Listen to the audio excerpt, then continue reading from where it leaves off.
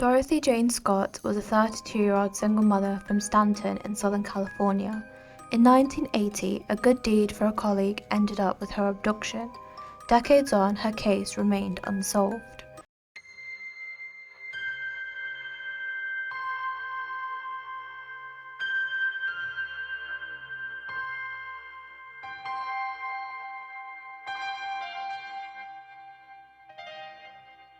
Dorothy worked as a secretary at the Swingers Psych Shop and Custom John's Head Shop in Anaheim, around 5 miles from her home.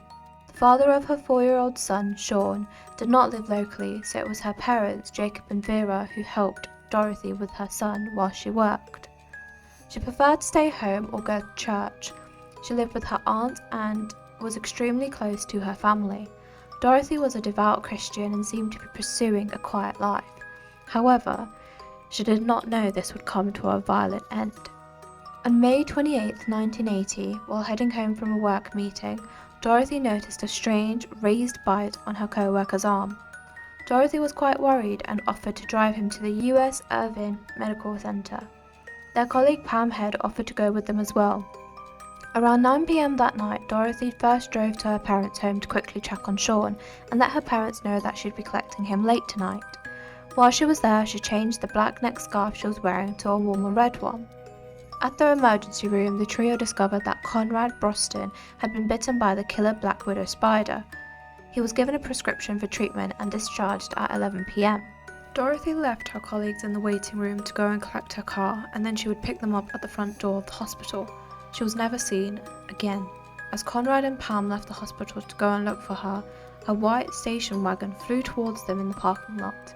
The two of them waved their arms trying to flag her down as they assumed she was driving, but the headlights were too bright for either of them to make out who was behind the wheel. The car took a sharp right out of the parking lot and disappeared from view. At first, the both of them just assumed that Dorothy had to rush off to check on Sean, but much later, after Conrad and Pam realised that they hadn't heard from her for several hours, the worried pair decided to report her missing. The following morning, her car was found abandoned and burnt out in an alleyway around 10 miles from the hospital. Police began working on the theory that Dorothy had been kidnapped. Prior to Dorothy's appearance, she had been receiving terrifying phone calls from a mystery caller. She often said that the male voice on the other end of the line seemed familiar to her, yet she did not find out who it was. "When I get you alone, I will cut you up into bits so no one will ever find you," said the voice on the phone. This voice was a frequent caller, ringing every day and forcing police to take extreme measure of installing an early voice recorder at the house. The man always warned that he was watching her at all times, and one evening he demanded that Dorothy look outside, claiming to have left behind a gift for her. On the hood of her car was a single dead rose. She still did not know who the caller was. According to Dorothy's mother, the brave secretary was so frightened by these calls that she took up karate as self-defense. To this day, the caller is a mystery. Maybe if we knew who called Dorothy, her murderer could have been apprehended. However, the caller and the killer were never found. In 1980, when this crime took place, there was far less crimes happening around, such as stalking. Often stalking is not taken as seriously as it should have been. Dorothy's stalker was not known to be an ex-partner or an individual she may have known in any form or been in any relationship with.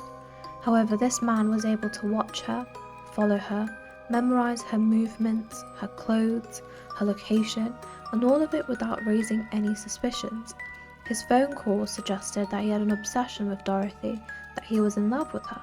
Obsession and fixation are key features of stalking behaviours and also the principal red flags for how much of a danger this stalker may be. The night Dorothy was kidnapped, she was at the hospital with her friend. This is a random event.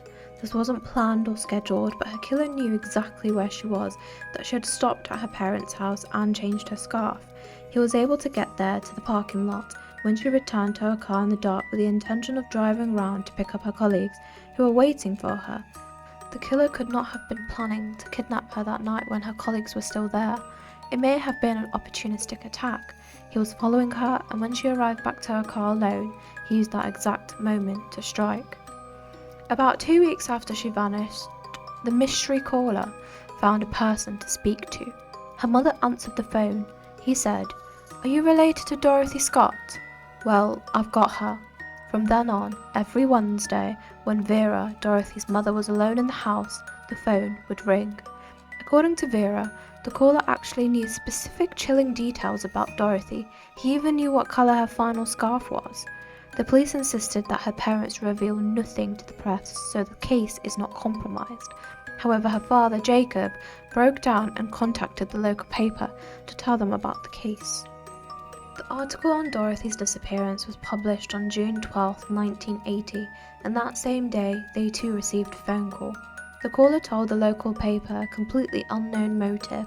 He had murdered Dorothy because she was unfaithful to him.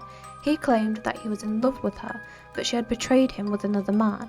He revealed details about Dorothy's disappearance that were never known publicly, such as the clothes she was wearing the night she disappeared. This caller, as before, has never been identified. The only lead for this caller was trying to trace the call, but the phone always hung up before they could find out where the calls are coming from. These calls would continue on for 4 years. This was until April 1984, when Jacob, Dorothy's father, answered the phone. On hearing his voice, the caller immediately hung up and didn't call back again for 4 months. On August 6, 1984, 4 years after her disappearance, unfortunately her remains were discovered on a remote construction site.